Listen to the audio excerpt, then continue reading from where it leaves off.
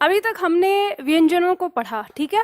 अब यहाँ पे वर्गों का वर्गीकरण का मतलब यहाँ पे व्यंजन भी है, आप साथ में लिख लीजिए। हम व्यंजनों का वर्गीकरण यहाँ पे करने वाले हैं। जिस तरह से हमने स्वर का वर्गीकरण किया उसी तरह से हम यहाँ पर व्यंजन का वर्गीकरण करने वाले हैं।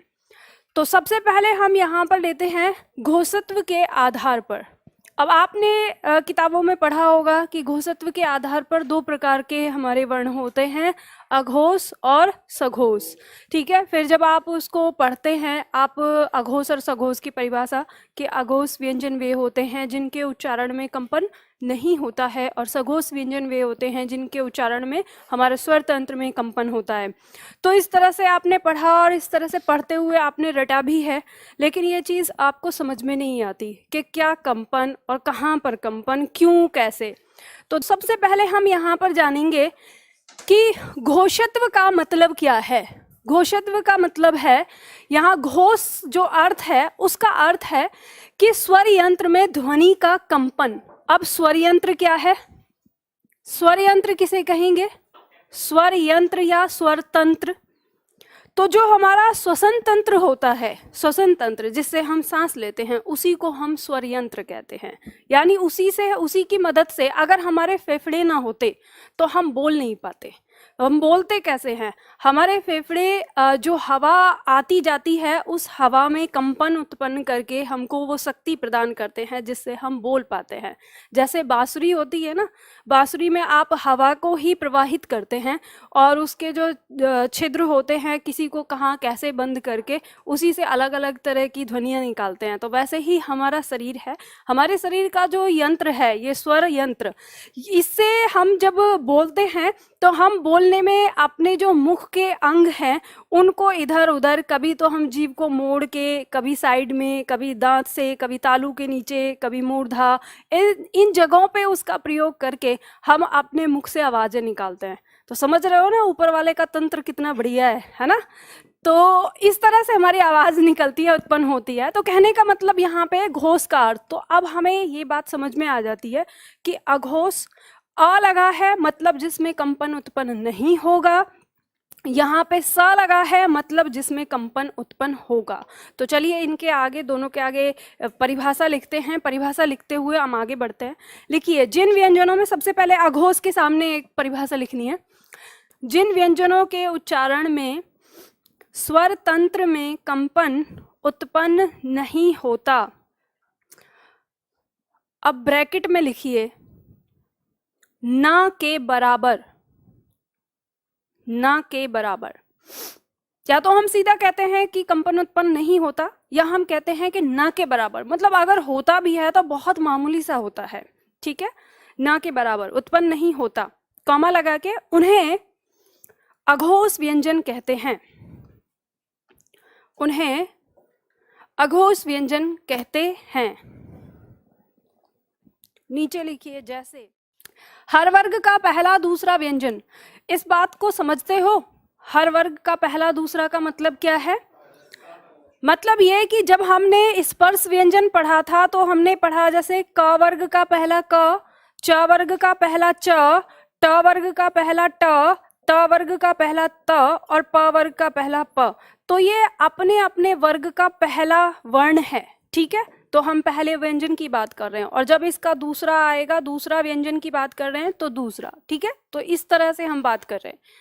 आगे देखो, जिन व्यंजनों के उच्चारण में स्वरतंत्र में कंपन उत्पन्न होता है उन्हें सघोष व्यंजन कहते हैं। उन्हें सघोष व्यंजन कहते हैं। पूर्ण विराम लगा दीजिए और पूर्ण विराम लगाकर लिखिए, इन्हें घोष व्यंजन भी कहा जाता है। और इसमें लिखिए हर वर्ग का तीसरा, चौथा, पांचवा व्यंजन, अंतस्थ व्यंजन और ह। अब देखो, यहाँ पर आपको याद करने के दो तरीके मैं बताऊंगी। एक तो जिसे हम कहते हैं रटन विद्या, रट्टू तोता, ठीक है, और दूसरा बताऊंगी प्रैक्टिकली, आप प्रैक्टिकल कैसे कर सकते हैं उस चीज को। तो सबसे पहले आप यहाँ पे लिख लीजिए याद करने हेतु, और ब्रैकेट में लिखिएगा ये हमारा अघोष है, तो आपको इसे ऐसे लिखना है, अघोष 12 स।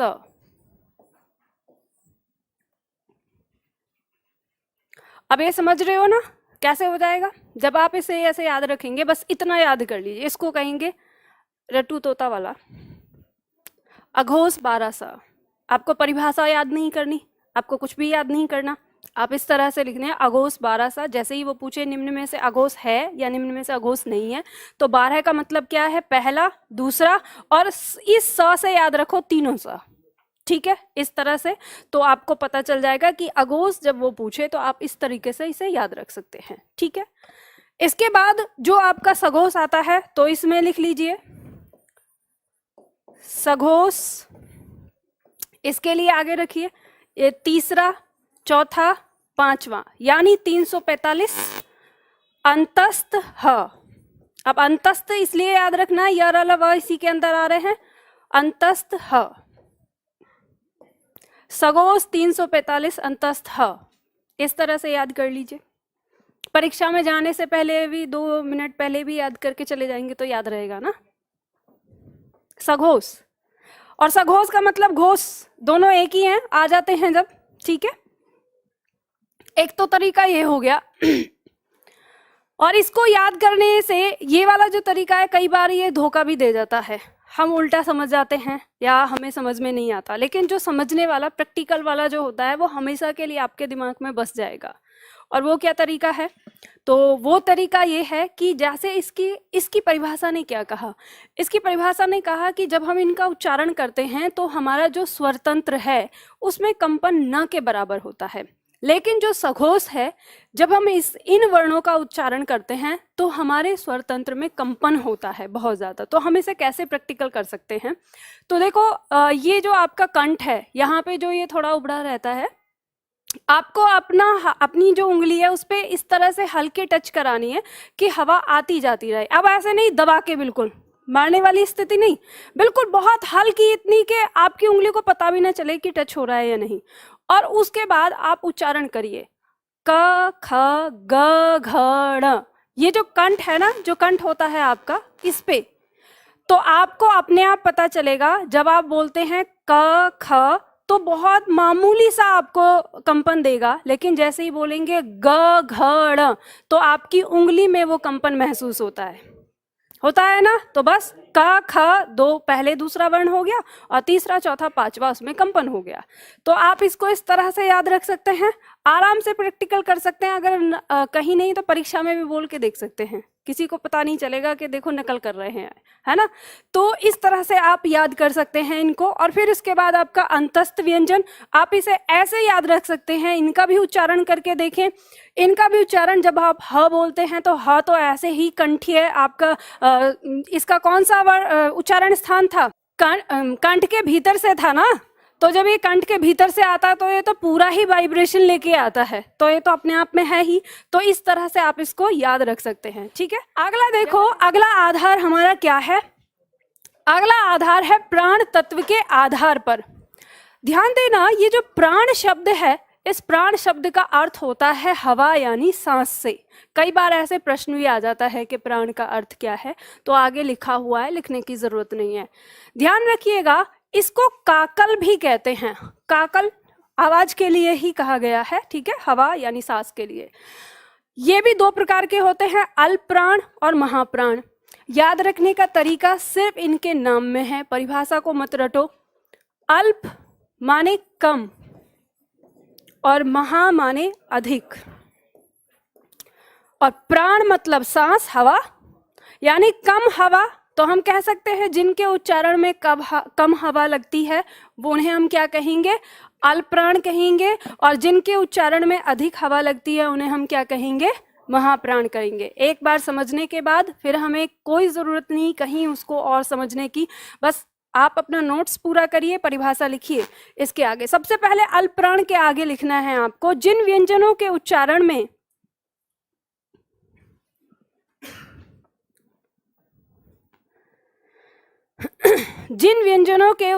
में मुख से कम हवा निकले,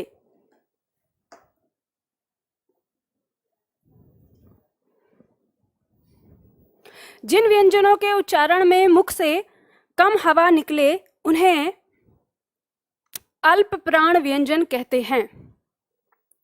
उन्हें अल्प प्राण व्यंजन कहते हैं।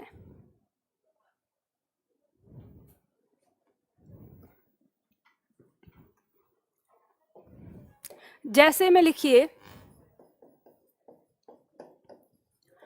हर वर्ग का प्रथम, तृतीय और चतुर्थ व्यंजन,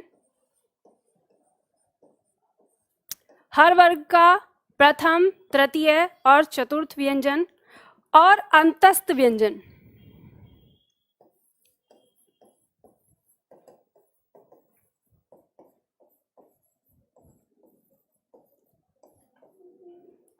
इसकी शॉर्ट ट्रिक अगर आपको बनानी है तो आप इसको इस तरह से लिखिए,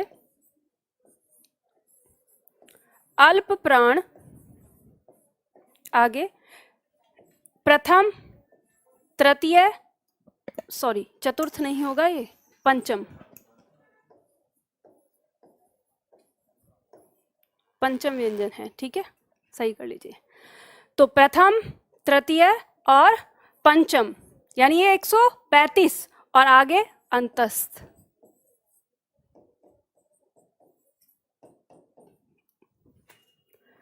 महाप्राण व्यंजन में लिखिए,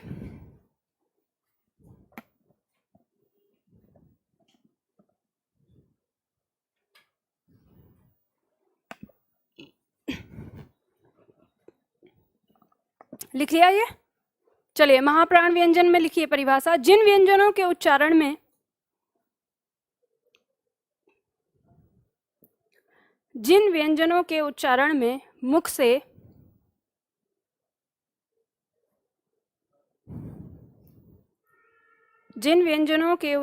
मुख से अधिक हवा निकले उन्हें महाप्राण कहते हैं। जिन व्यंजनों के उच्चारण में मुख से अधिक हवा निकले उन्हें महाप्राण कहते हैं। पूर्ण विराम लगा के लिखिए, हर वर्ग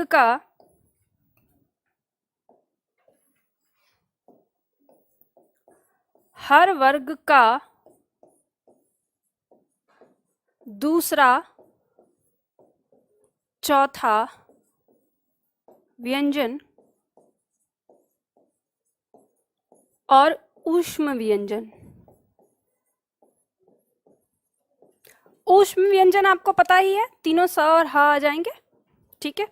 इसकी भी शॉर्ट ट्रिक आपको लिखनी है तो लिख लीजिए, महाप्राण,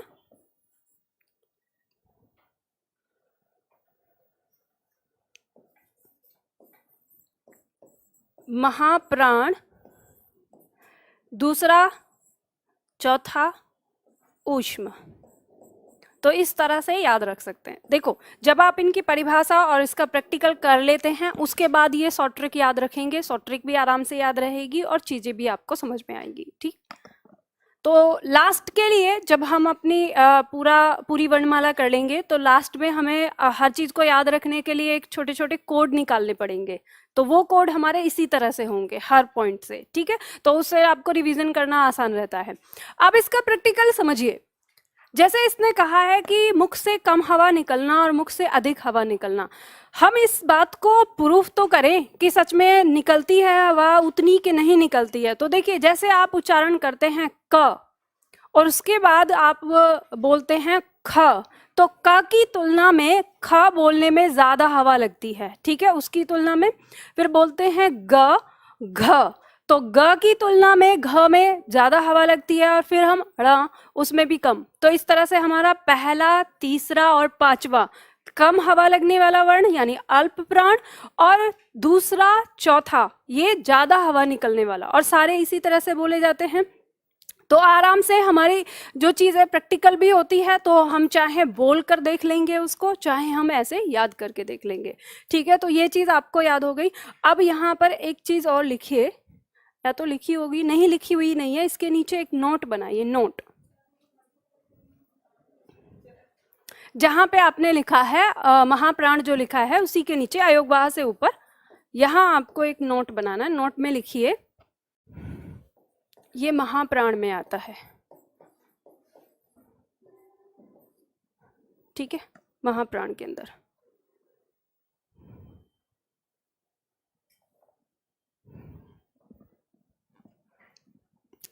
और इसके साथ एक और लिखिए यहाँ पर,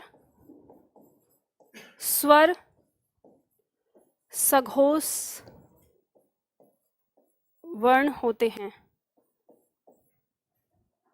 स्वर सघोष वर्ण होते हैं। ये बात आपने समझ ली। यहाँ पर यहाँ हमारा अघोष और सघोष क्या है, उसके बाद हमने अल्पप्राण और महाप्राण समझ लिया। और इसमें फिर जब बात आती है स्वर की, तो देखो हालांकि अगर मैं देखूं तो मैंने ये चीज़ को देखा है किताबों में कि जो ये वर्गीकरण है ये व्यंजन का वर्गीकरण है, और जो व्यंजन का वर्गीकरण है तो उसमें स्वर को रखने का क्या आधार। लेकिन कुछ विद्वानों ने सारे वर्णों को अलग श्रेणी में बांट दिया है, यानी पूरी वर्णमाला को उन्होंने महाप्राण, अल्पप्राण और अघोष और सघोष इसके आधार पर बांटा है। तो जब वो इसके आधार पर बांटते हैं तो कई बार ये प्रश्न आ जाता है कि स्वर क्या है, अघोष हैं या सघोष हैं, तो स्वर क्या हो जाते हैं, सघोष। और जब हम इनको महाप्राण और अल्पप्राण में बांटते हैं तो जो स्वर मतलब 11 स्वर और प्लस हमारा अनुस्वार ये अल्पप्राण में आ जाता है, क्योंकि इनके उच्चारण में ज्यादा हवा नहीं लगती। लेकिन जो विसर्ग है वो हमारा किस में आ जाता है, महाप्राण में, क्योंकि उसके उच्चारण में हमें अधिक, इनकी तुलना में अधिक हवा लगती है। तो ये बात हमें समझ में आ गई।